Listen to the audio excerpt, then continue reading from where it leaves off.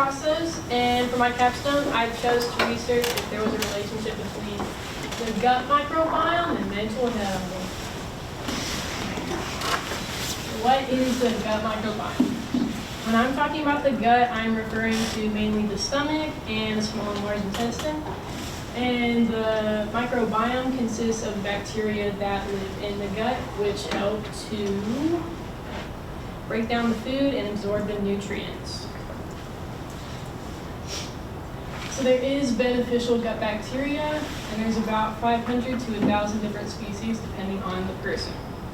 Some of the most prominent include Escherichia coli, Prevotella, Bifidobacterium, and those are all beneficial, and most of those, they have the biggest populations.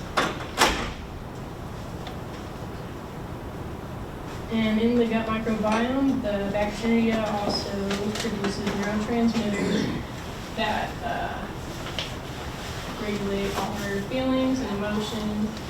And so some of those would include dopamine, noradrenaline, serotonin, and acetylcholine. Dopamine is a neurotransmitter that helps us feel satisfaction, pleasure, and motivation. Noradrenaline helps us with attention, cognitive functions, and our reactions to stress. And serotonin helps us to feel happier, calmer, and helps with emotional stability.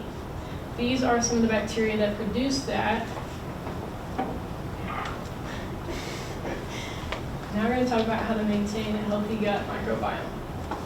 So diet is one of the most important ways because each bacteria needs a certain type of nutrients, vitamins, and minerals in order to function and stay alive. So it would be recommended to have a variety of vegetables and fruits to get the correct vitamins that you need. And then it would be a good idea to have a variety of proteins, carbohydrates, and healthy fats. It is also recommended to have fiber because that helps some of the bacteria. And in order to maintain it, it'd probably be a good idea to limit broad-spectrum antibiotics and anti-infectives because those can eliminate some of the good bacteria that reside in the gut. And to help counteract that, it is a good idea to take probiotics after taking some of those antibiotics because those will have different kinds of bacteria that you need in order to break down the food and absorb nutrients that could be eliminated by those antibiotics. So what is the significance of bacteria in the gut microbiome? Here is some of the bacteria that do different things in your body.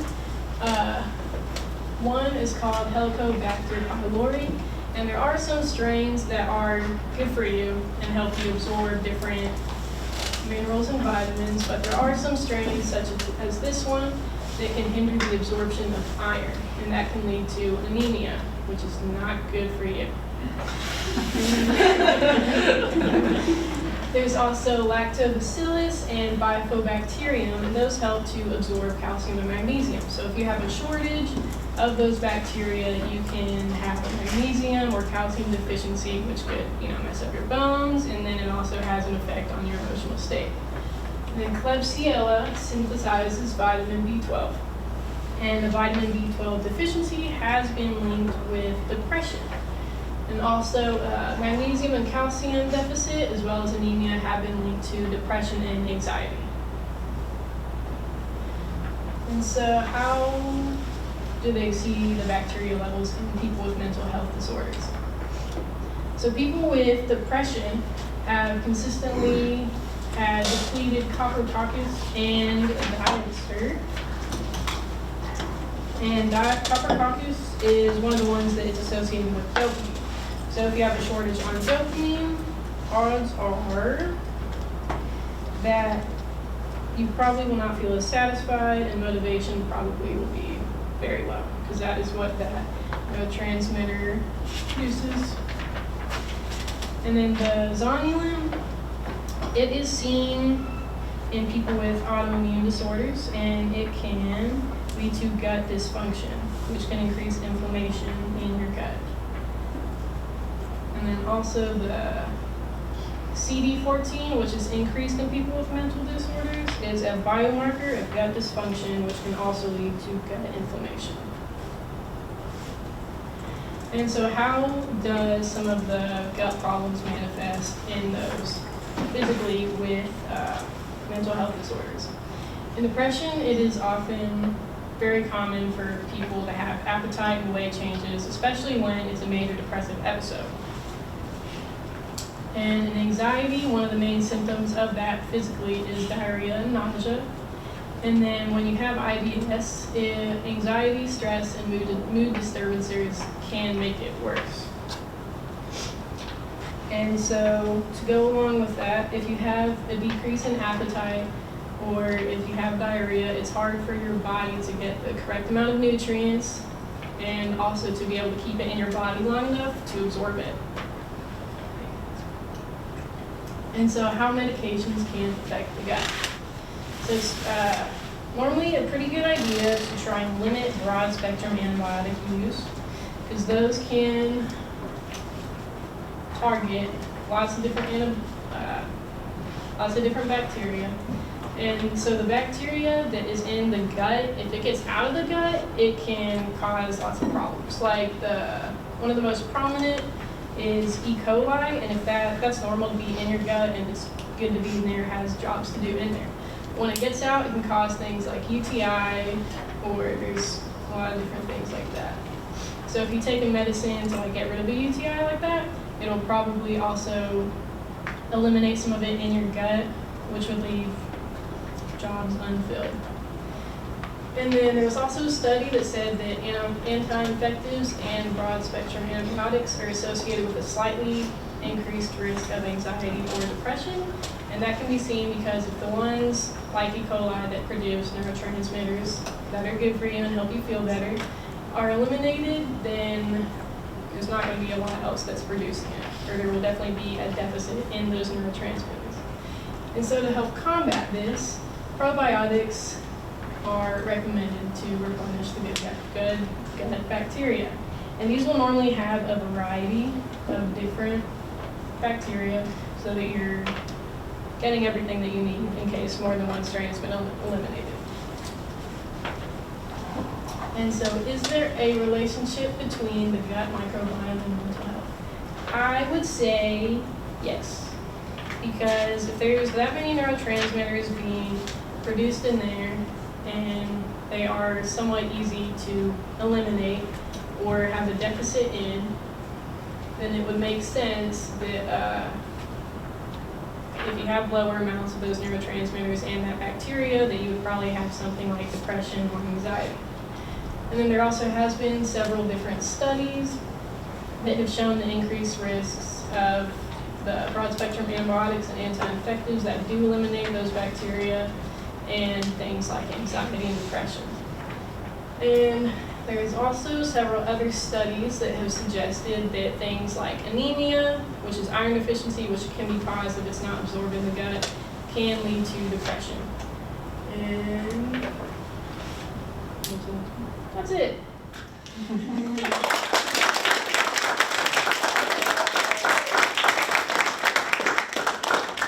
Any questions, guys? Okay, so I know that you noted that antibiotics you can take such thing as too much antibiotics. Yeah. However, you said that you can combat that with probiotics, right? However, did you ever, during your research, notice anything saying that there is such a thing as too many probiotics, like taking too many probiotic drinks or anything like that? I haven't seen anything about that. I'm sure I've heard that too much of one thing is bad, but I didn't do any research specifically into that. I do know that if you have too much of a certain bacteria, I think that it can overabsorb some nutrients and stuff like that. Did that answer your question? That did answer my question. Thank you, Olivia. So I have a question. So how would you go about testing to see whether or not you were low or have too high of any of these things? So normally they do a fecal sample, and so they will see what kinds of bacteria is in that. And I think that you could probably also do something more invasive, like with the stomach, to see what kind of bacteria are in there, but those are the only two main ways that I know of doing that. And I'm sure if you have certain problems, it would be certain deficiencies, it would probably be easier to narrow it down to try and find that. Cricket? So obviously there are a multitude of factors that influence mental health. Yeah. So it's not just as simple as repopulating their gut biome No. and all the issues go away. Did you see anything, was there any research that talked about the efficacy of that when that attempts to repopulate the gut biome had an effect on people with these mental health disorders? Or is it just speculated at this point? I have heard just for the anemia part of it that sometimes if you're feeling kind of depressed and it turns out you have anemia, sometimes something as simple as like an iron supplement can help that. But I would say if there are more, it's not just going to be, I mean, it could probably help it, but I don't think that it would just be, for most people, as simple as that. I would think that you would need to do, like actual medication. I mean, I'm sure this would help, but I don't think that for most people that would be just a simple answer. Did you find anything that talked about a distinction between the use of probiotics versus prebiotics? Did you uncover anything about prebiotics? No, for mine I pretty much just looked into probiotics. Okay. So, fine. 2 questions. One, is this calling us out and telling us we need to go to the doctor? No, but for me, I did not know anything about this, and I feel like a lot of people don't even realize that the gut microbiome is something that can affect like your mental health. So I felt seen. Yeah, but I think it was really interesting to me. I do think it is a very good thing to look at, and I think that for a lot of people, if it's just like something like diet changes, it could help you feel better and stuff like that. And then I just had a question to clarify with anti-infectives. What kind of is that? I wasn't really sure if I missed. Is it like antibiotics or like, cold medicine or like? Yeah, anti-infectives are more for like actual infections, Oh, okay. but they kind of do the same thing as antibiotics. But there's certain bacteria that's in your stomach, and if it gets somewhere else and causes an infection, then you have to take care of the infection. Yeah, I do think this is really interesting because it would make sense to believe that if our body doesn't feel good, we wouldn't feel good mentally. Yeah, and that's what this is mainly going more in depth into, more of like the nitty gritty of it with the bacteria in your gut. Thank you. I know. Well, I guess what I'm curious is, we know there's a gut microbiome. We know that there is I guess we know that there is a balance of things that need to be in it to make it work well. Is there just a standard set of things that everybody needs to have, or does it vary by male, female, by race, by location of where you are, all that type of stuff? I mean, how can we use this information for varied people? Like, is there just one answer for everybody, or is it variations depending on people? I would think it would probably depend on the person, just because everybody's body works a little bit differently. I don't know for sure, but I do know that if some people have certain problems with some sort of deficiency, then you kind of have to tailor your supplements and your diet in order to fix that. And also I know that the kind of gut microbiome that you have, like a lot of the diversity, also has to do with your genetics. And that is why stuff like IBS and other gastrointestinal problems are a little bit more hereditary, is because that thing is definitely more genetic than I think most people think.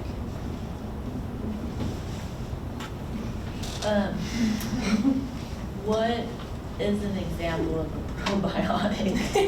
So you can just go to the store, and a lot of times they just have a bottle that says probiotics. Really? Yeah, it's just like a pill, and it just has like, if you read it, it will just say like, oh, it has so many different. There's also powders. Yeah, there's like all sorts of things, but you can just like look at it, and it should tell you it has a whole bunch of like bacteria and stuff that's good for you. And I think that there's different kinds, so there's some that have like less symptoms than others. So. You could also drink kombucha. Yeah, That has a lot of probiotics in it. And yogurt. Oh, yeah. Okay, follow-up question that's maybe more legitimate. Now, so I think that, I mean, obviously over the last, 10, 20 years, there's been a big push for, athleticism and health and, looking good or whatever. And has like probiotics and like focusing on your gut health that's like a trend right now, isn't it? But you know, when did they have any like historical, like when did this like come about? Like why is this like a thing now? I don't know, I think that probably in earlier years, it's probably more just focused on like physical health, like, oh, if you have nausea or diarrhea, then you should probably take some probiotics to help combat that.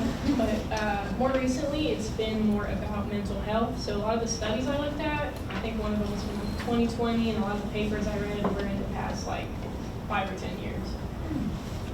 But I think that people have started to realize more how much the microbiome has an effect on your actual health. So that's everything that's coming into your body, that's all of your nutrients, it's everything that keeps you going. So, Is that one of the treatments? yes. Okay, that's all for me, sorry. Anybody else? Yes. Have you noticed any significant differences in your mental health when you eat healthy and when you don't? Yeah, I feel like it's easier for me to like pay attention. Me personally, I don't really have a lot of mental health problems, but I just feel like for me, it's easier for me to be motivated to do stuff and for me to just pay attention and just get going throughout the day. So I would say it's definitely a good idea. But I mean, that is an example of your mental health, right? Your activity level that is and, true. you know, focus on things, yeah. Anybody else? Cool, thank you.